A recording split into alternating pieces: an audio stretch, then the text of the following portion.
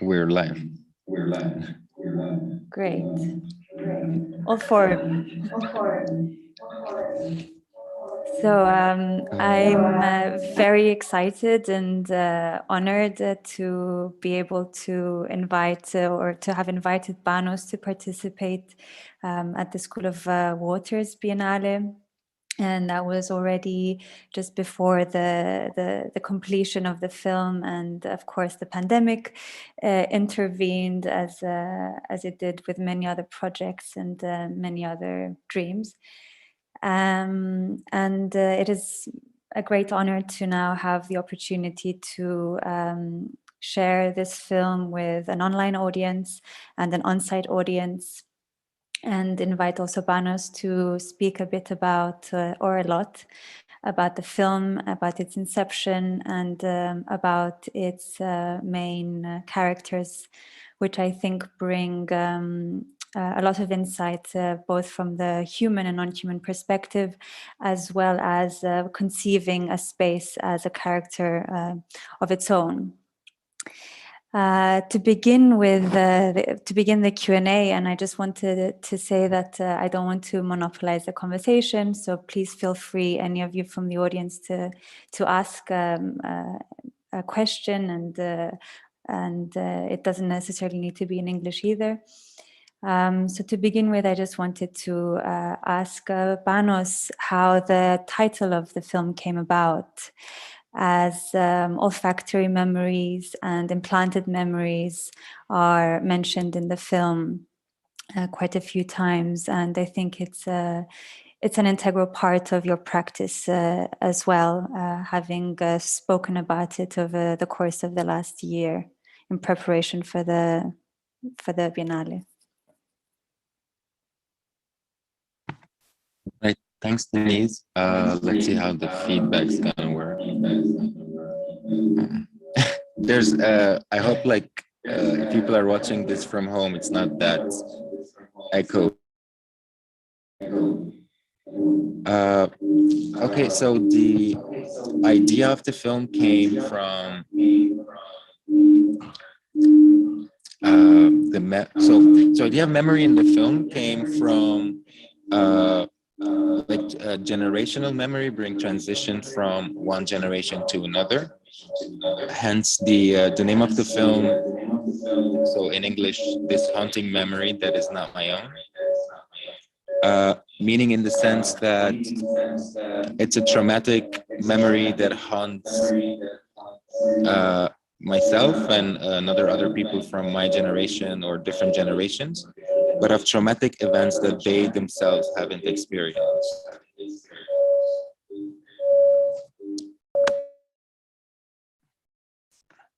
And so on top of that, the idea of the implanted memory comes from science fiction, and mainly from the work of Philip K. Dick.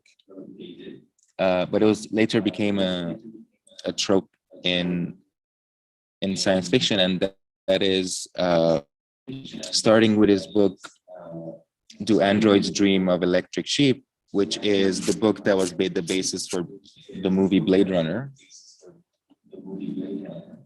And so there also in a lot of like science fiction of the 20th century was this idea, if while creating Android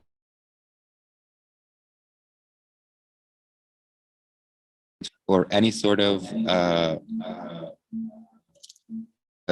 humanoid being that came to be as an adult, so they would sort of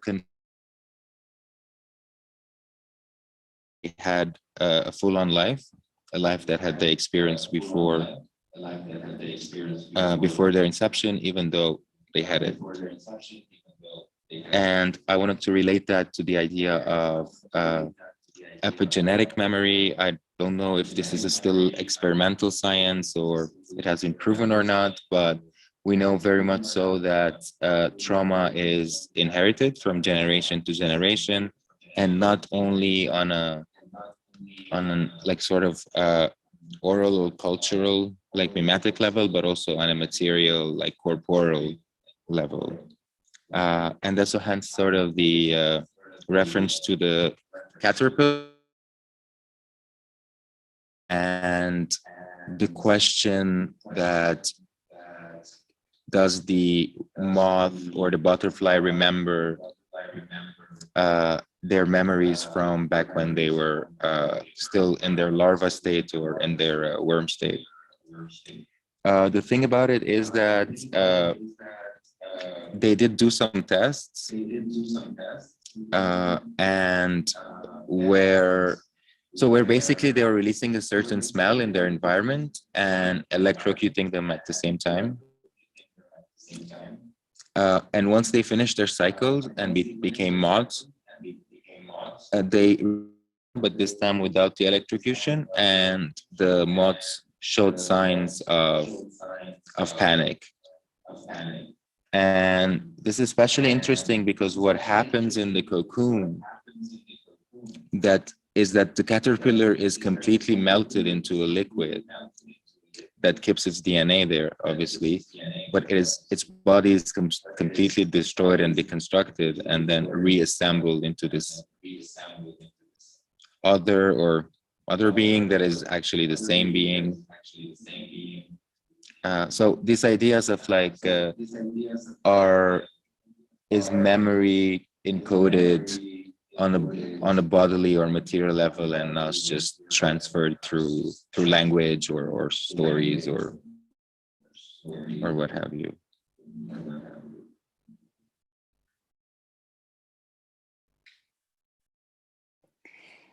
Speaking of the silkworm, yes, there's a bit of a delay, so my questions might come a bit late.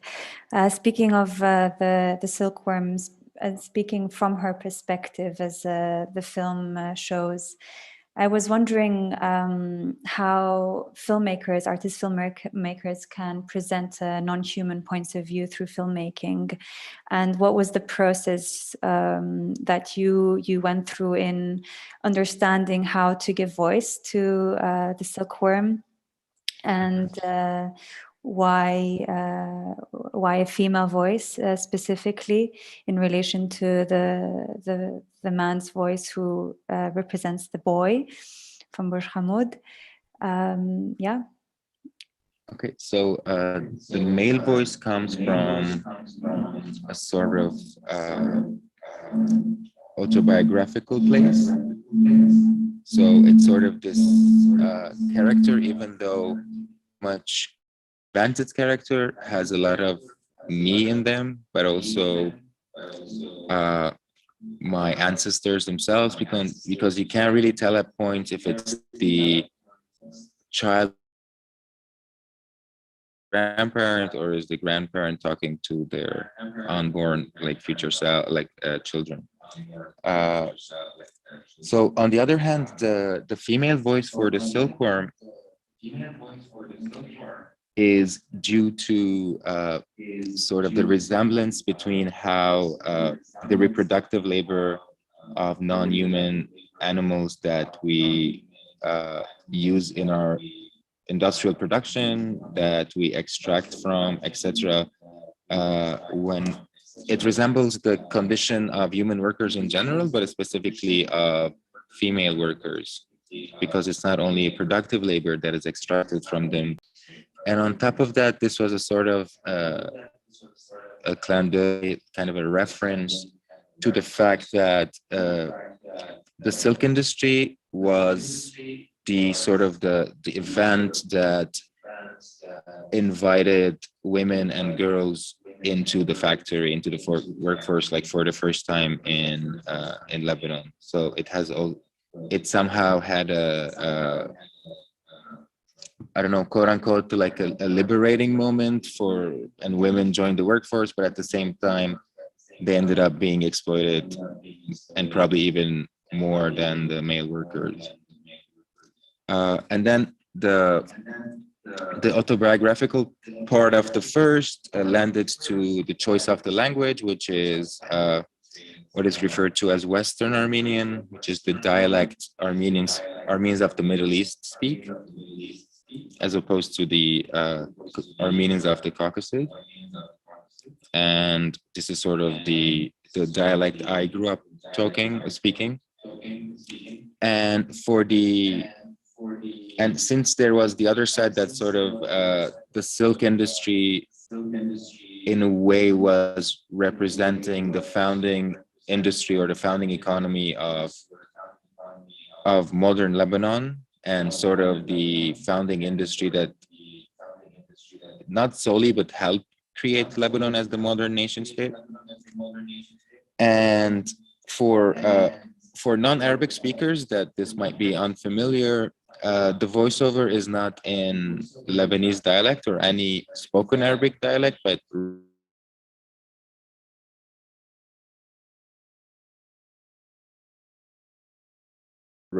who is the voice of the worm. Nasreen Khudur, she gave her voice to the worm. And through a conversation, we decided on having the worm speak in literary Arabic because, first of all, it is a bit uncanny. It is a familiar language, yet not. It's and at the same time, we imagined that a worm would be able only to speak in literature or fiction. And historically, literature and fiction in Arabic are in literary Arabic rather than the local dialects. I mean, obviously that changed in the 20th century. There are a lot of writers who directly write in local dialects now, or between them and literary Arabic, but historically literary Arabic has been the Arabic of text, of fiction, of storytelling, etc. So that's the idea of the languages or the language choices. I was wondering if you could say something about the psychogeographical aspect of the locations that you filmed. Because on the one hand, you have Burj Hamoud, which is, if I'm not mistaken, called the City of Life, because it was built out of or by Armenians who survived the death marches. And they were allowed to build their homes out of, on the swamp, literally, on the liminal spaces of Beirut, marginalized spaces of Beirut. And they managed to create life out of these dire circumstances, while you have the cocoon that is spun by the silkworm in order to allow it to transform and to enter its new stage of life. But the silk industry, or the procedure of spinning silk destroys or kills in the process of spinning this silk, this cocoon, or this space of safety. And meanwhile, your film really looks at the shore and from the shore, from the waters. And I was wondering if you could, speak a bit about the shores of Beirut, specifically around Burj Hamoud and the port. Okay, so first of all, with Burj Hamoud, which is sort of famous in Lebanon as being the Armenian quarter of at least a suburb of the city. And it was on the eastern shoreline of the city, where it was originally swamp land. And the Armenian refugees from the genocide of 1915, 1921 ended up in the area, which was, and were able to build their camps on top of the drained swamps, basically. And this was a wave of refugees arrived to Lebanon just in the late 1910s, early 1920s, coincided with the birth of Lebanon as the modern nation state that we know, referred to as the Greater Lebanon, which was a French colonial project, among other things. So in a way, both as this sort of modern nation state on one side, created by the silk industry, but also by its maritime trade history, uh, but also in a way was able to become this modern state by sort of reconfiguring and categorizing its own citizens, and the Armenian refugees being the first wave, big wave of refugees in the 20th century, sort of like created this precedence where people were in a way coded in specific ways in Lebanon, and famously we have a very identitarian sectarian system, and most Armenians were lucky to be able to be naturalized, but however, later waves of refugees from Palestine and Syria were not, and they were never fully integrated into Lebanese society proper. Also, the idea of the shore is sort of the waters or the edge of the city, like not only represent but is many, and one of them being especially in this case sort of a dumping ground for what you don't want, for what is unwanted, and that could be from sewage, and in the case of Beirut, both urban and industrial dumping grounds, often for toxic elements, but also it has been a dumping ground for people, literally.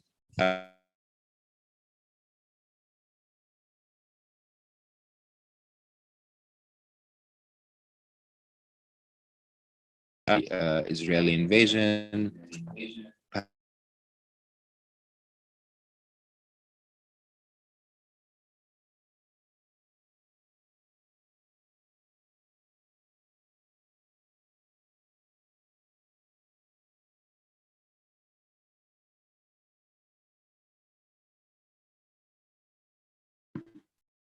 Hey, where did you lose me? I think it went off after I said Israel. So so is yeah. And later, for the same reasons, a big wave of Palestinian refugees arriving to the area, like a Bedou, Syrians, Kurdish people, etc., which create these different camps around that area. It is also the area where all the slaughterhouses are, where sort of the meat production from Lebanon comes. And this specific area has been the site of like many historical like horrors and massacres. And this film was produced before the explosion of the Beirut port about a year ago on the 4th of August 2020. But in a sort of like low-key scary way, it seems like as if it's predicting something like a sort of mass death coming. But it's not so much that it's predicting, but this very area of Carantina and the sort of the northeastern shore of Beirut has seen like mass death, and either that be literally like direct violence over people living there, but also a form of like slow violence, like ecological violence of literally intoxicating this place over decades.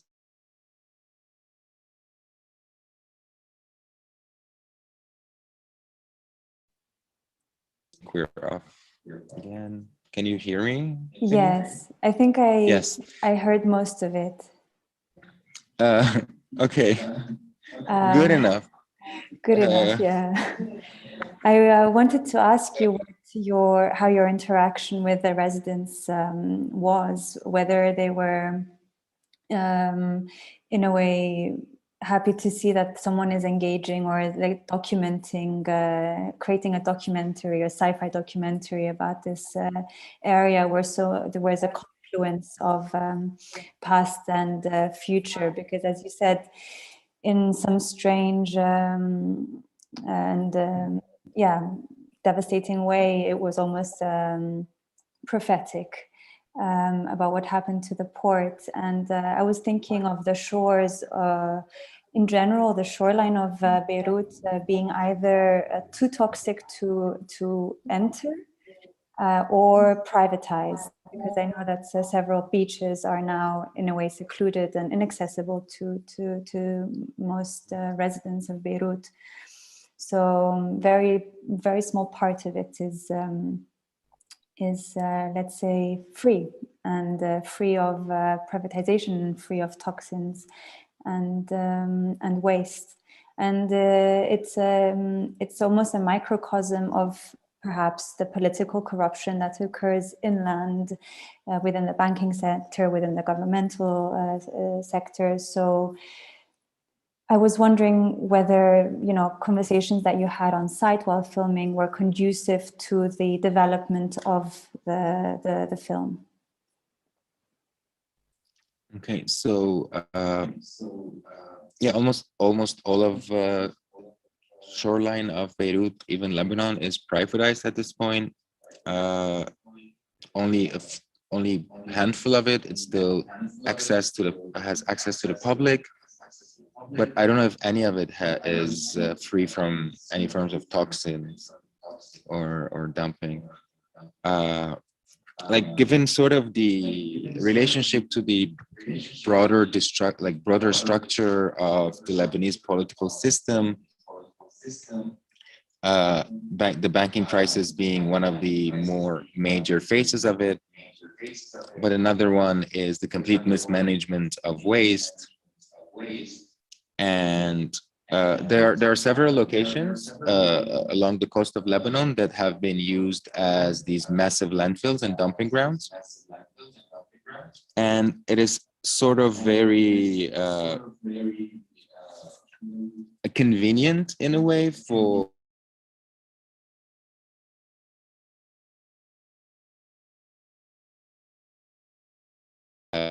or the Lebanese political class to decide and go somewhere where it's been already historically a marginalized place, or a place where people are not don't have a lot of power. So it was like a very convenient, good place to dump the waste of the city there than anywhere else. I mean, there are additional sectarian reasons behind it that I don't think we have to get into, but this, in a way, the place is, in a way, like sort of the fate of this place is to be a dumping ground, whether that be for people or for waste or for anything really at this point. What was the rest of your question? The rest of my question related to what extent conversations with residents of Karantina informed informed the narrative of the film. So the main people that I interacted with there were the fishermen, because not far off from the industrial ports of Lebanon, of Beirut, you have a small fisherman port, and they were very welcoming actually and helpful, and sort of wanted to share their histories and grief, because it has become more and more impossible for them to fish, basically, because the more toxic the shoreline is, the further they have to go into the sea, and the further you are getting away from the shoreline, the less fish they are. So they're stuck in this sort of horrible cycle where you either collect this toxic dead fish from the shore, or you go further in and have an even difficult, even more like fishing is a very difficult job in the first place, and then we'll have this even more difficult situation to find like fish like in the open seas. The only people that were not happy that I was there were the Lebanese army, because they had an encampment there on the shore. They the first day they kicked us out. Basically, we had to get special military permits to be able to go back there. So yeah, the fishermen.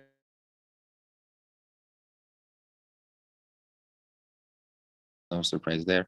And again, for the water or the shore, it has this many layers of being the dumping ground for cities, but it's also the outsider to the city, the refugee, for example, or the immigrant or whoever. But on top of that, it also brings the goods, the cargoes that are the product of our global economy, of global capital. Yeah, which eventually escape which you from can there and never absorbed by the actual residents that are living next to the port, next to the goods. Very much so. I wanted to ask you about the element of time in this film and in general in your practice. The old order collapses so that the new one begins. Maybe that is a historical reference to the fall of the Ottoman Empire and how that catalyzed also the fall of the silk industry. But having spoken several times about the concept of time over the last year, I wanted you to maybe develop a bit about the element of time within your work and the blurring of boundaries between past, present, and future, and whether this dystopian future that you, dystopian future or present in your through your narration.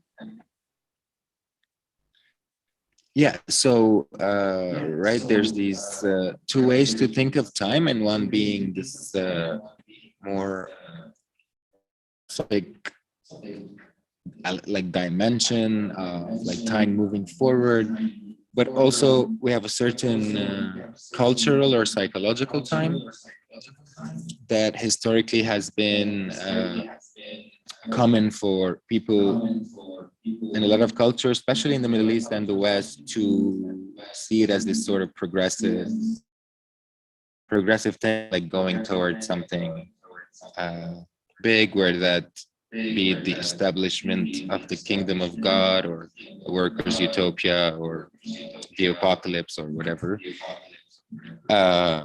However, what it seems to be the case here in Lebanon, but not only, but also for a lot of our neighbors, but a lot of inhabitants of the global south, and a lot of non-human animals that share this planet with us, this sort of the apocalypse has already occurred, and we live in dystopian times. So for someone like me, and hopefully for a lot of documentary filmmakers from these parts of the world,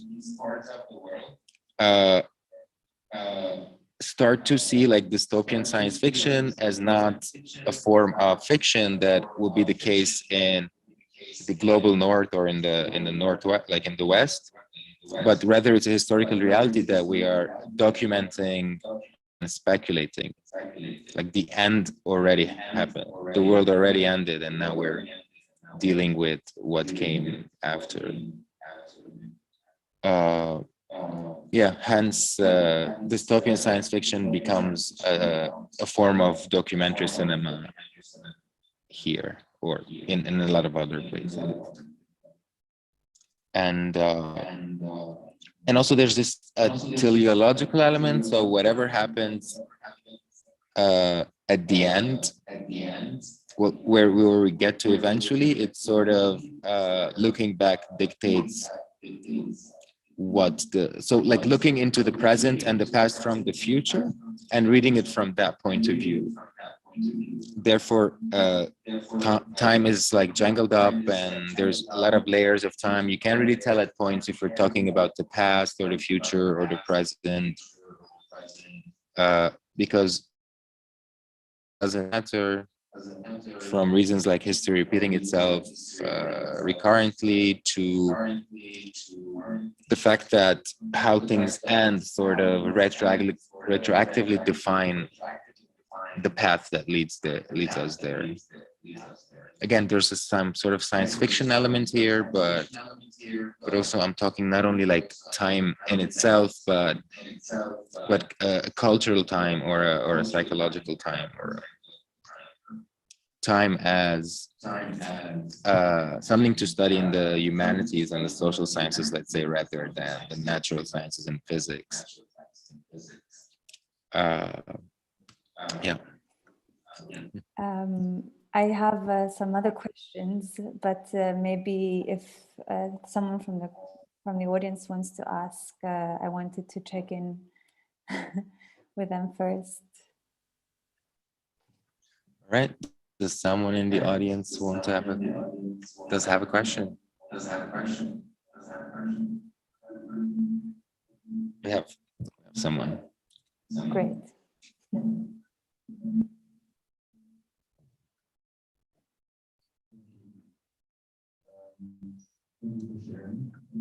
Thank you.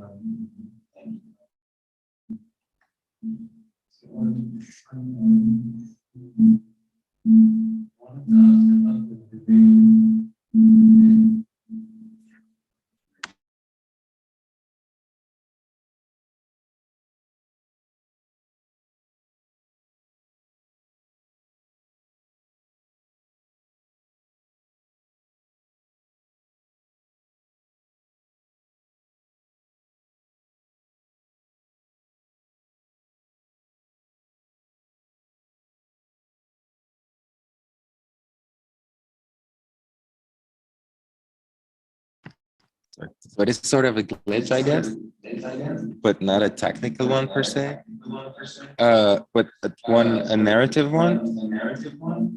And so despite all the elements that are revolving, the film revolves around, the worker is in a way like the core subject of the film, and whether that that focus goes on the human worker,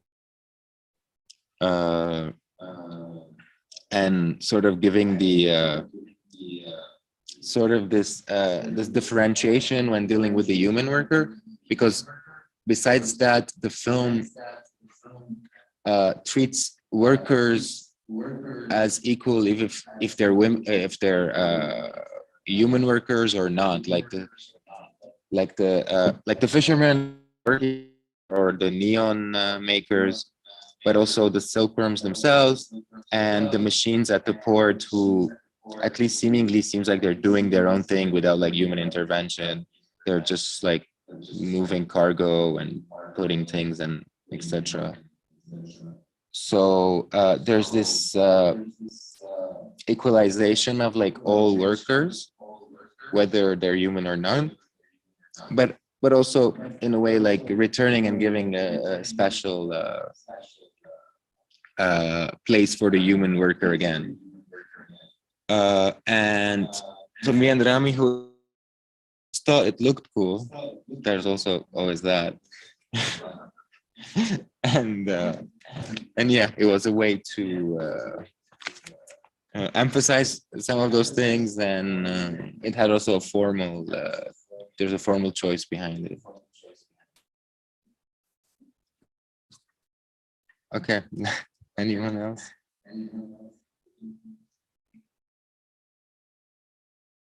Everyone's really shy, or the film like was so good that they didn't have to questions. They got it. Oh, I have a couple of questions. If there's no one from the audience who wants to ask something. I wanted to ask you about the tone and the language of this documentary, because I think it's incredibly poetic for a documentary, first of all. And second of all, the colors, the use of color in this film, I think is incredibly symbolic and emblematic. And I wanted to, hear a bit more about both the language and the coloring. mhm. Well, first of all, this goes back to the idea that despite making a documentary, given the conditions that I am in, or me and the crew were, but yet what we're, and one way to look at it is that we're doing a documentary film, but then, like we said before, if we look at it from another angle, what we're doing is actually is a dystopian science fiction film. And a lot of the visual choices and also the choices in sound design came from that. So we were filming this reality out there. We're observing things as they are in a way, let's say. Yet all the formal choices, the aesthetic choices, may they be visual or sonic, were influenced from and were, or at least sort of genre cinema, like that's spreading from science fiction to some forms of maybe even horror cinema, but basically what in the 20th century was referred to as genre cinema. And I think that was the way for me and for us to sort of emphasize on that element. And is Joe here? So Joe, my cinematographer, I think he's still here somewhere in the background. He left, I guess, once the film's over. But so also it's very interesting to work with him because he usually does work with fiction film, and some of our references that we sort of vibed on were a lot of actually science fiction films rather than other documentaries or nonfiction cinema. I mean, there are of course a few references from nonfiction film, but a lot of it was also from sort of like high production, like high value, like genre cinema. And Yes. عندك سؤال؟ No, I want to add something. Oh yeah, so Rami, the editor. I just wanted to add something about the fact that there's something poetic in the movie. I think it comes also from usually in documentaries or fiction also, but in documentaries we usually have this kind of edit where I'm not speaking about the editing society, but it's something we discussed. But usually you have this idea that the editing is trying to be narrative and trying to give information as much as possible. While we've talked about a lot about trying to create distance between shots and distance, like from shot to another or from sequence to another, there's a lot of distance in time and meaning and texture. And we thought about it because for many reasons, formally, but also it creates this kind of poetry. Let's say a director like Jean-Daniel Paulet always said that it's in the distance between one shot and the other that poetry exists. And of course, we didn't just put it because we thought that it's a good thing to do, but the film brings it out, especially in the idea of ontology and times of joint that we always discussed throughout this movement. But I think this is what created this poetry in this kind of documentary. This distance between science fiction and documentary, distance between the beginning shot and the other, and even the distance between what we are hearing and what we're listening to as text and what we're seeing.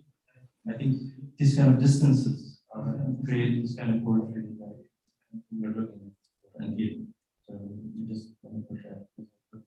It's important in the way that we work. Thanks, Rami. I totally agree. Like Thanks. that was a great input, actually. Yeah, and I heard most of it, and it's I think it's an interesting conversation to be had when you're speaking about real-time events that speak of or resemble fiction scenarios that we see in science fiction movies. And thinking of kind of challenging the hegemonic documentary style film that speaks about things that will occur, but are actually already occurring, because it also has to do with educating to some extent the viewer into understanding that the climate change or the climate crisis is not something that is going to happen, but it's actually happening right this minute. I have a last question, and it relates to the two characters and how they're introduced in the film separately, and whether you considered having an interspecies conversation where both parties analyze or discuss forms of violence or exploitation or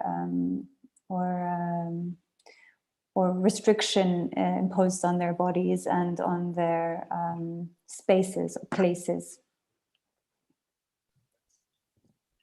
Yeah, I did think about having this conversational thing in the voiceover at one point. However, either cinema or me myself was not have the conversation between the human and the non-human in this sense. It was already complicated to give voice to the non-human.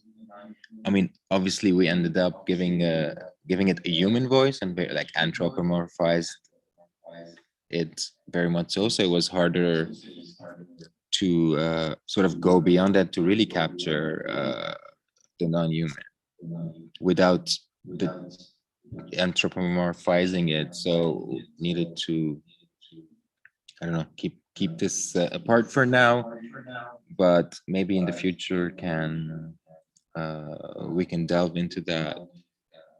But also another element of it was so the first one being a sort of autobiographical, kind of like what got us in where we are. And the second part also, obviously, it's the first person voice of the silkworm, so there's also an autobiographical element. But in a way, there's also it's not a dialogue, but rather a message to the humans, sort of telling us that don't think that your place in the production process is anywhere like more privileged or better or more useful than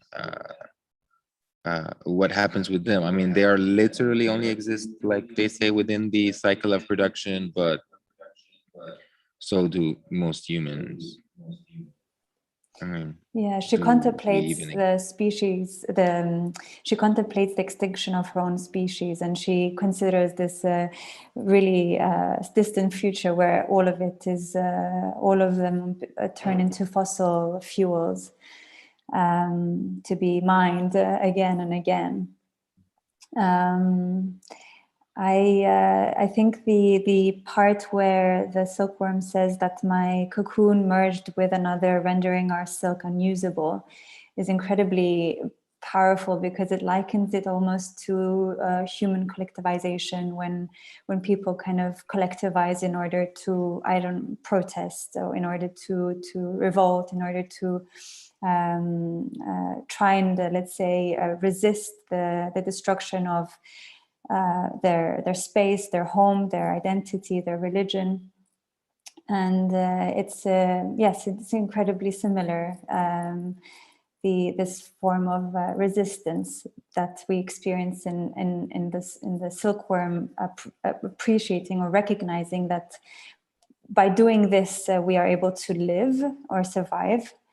and especially what is happening now in Palestine, and the collectivization or the solidarity that is both on site but also digital does help to some extent amplify the fact that by perhaps kind of merging the cocoon, it could save lives in a literal way. Yeah, that's a very good point. That's an amazing way of putting it. I hadn't really thought about it to that extent, but that's actually a amazing reading, and now it made me think about it. Yeah, and definitely, I guess it is sort of the most raw, organic representation or moment of solidarity and of organizing, of coming together as a form of resistance, and that is literally being parts of their bodies in a way, their cocoons, part of their excretion, being entangled to each other, like forming this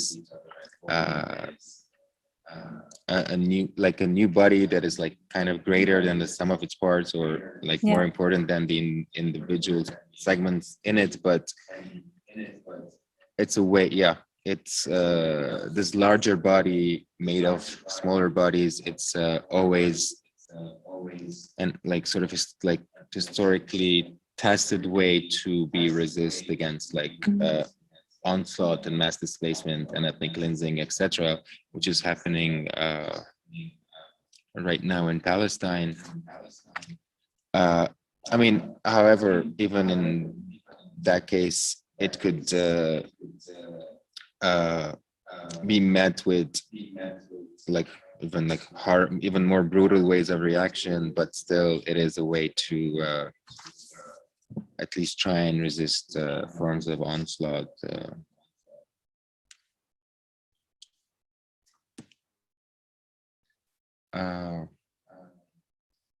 Should we see if anyone in the audience wants to ask anything? No, I guess. But I mean, whoever wants to talk to me like one-on-one like later is also fine. Yeah. Have your mask on.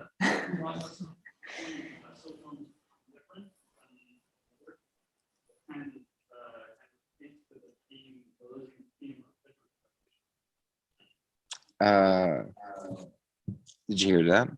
No. So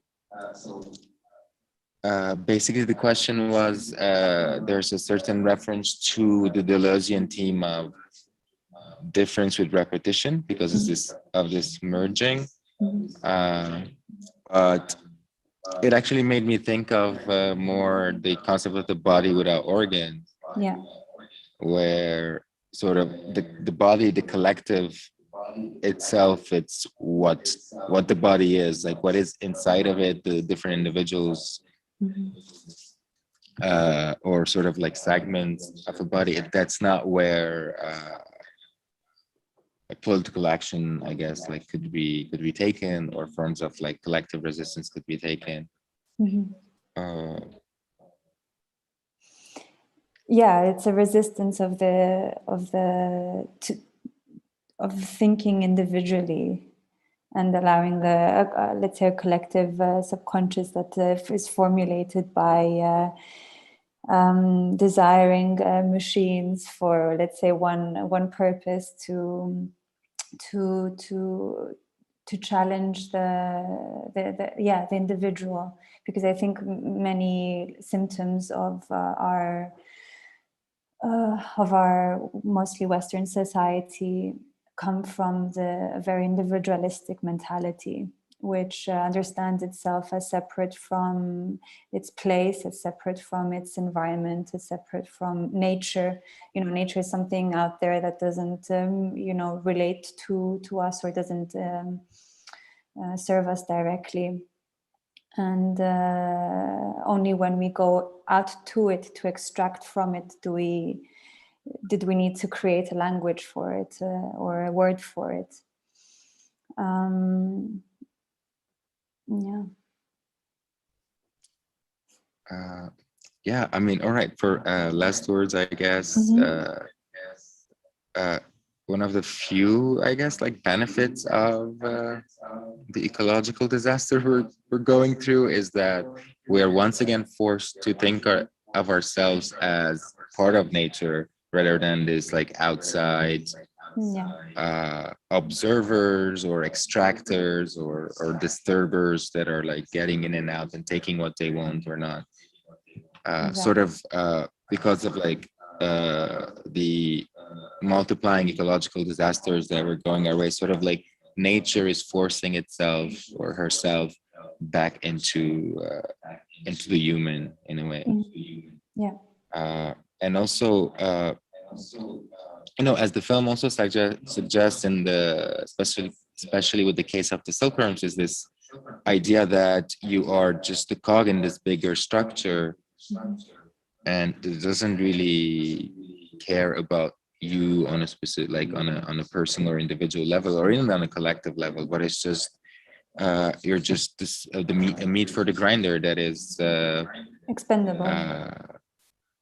And fueling and then fueling production, and like you said, probably the only way to resist it is coming together and then literally morphing our bodies into one greater body, which was the case of the two silkworms. I think that's a perfect note to conclude the Q&A. Thank you everyone for coming or for going and for joining us remotely. Thank you, Panos, for sharing your work. And thank you for having me. For hosting this event as well. And hopefully I can come and visit Beirut in person sometime soon. I hope so. Also, I didn't hear all of that because of the clapping. Oh, there was clapping? I didn't hear the clapping. Yeah. Okay.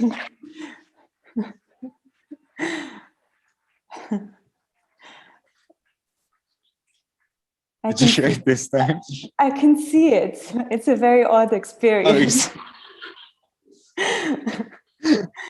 Yeah. All right. Thank you, everyone. Oh yeah, thank you, and thanks to the Biennial for having me and to take part in this, and thanks to the Wada Shams Theater as well. Exactly. Yeah. And hopefully we can meet in person sooner than later. Absolutely. Bye.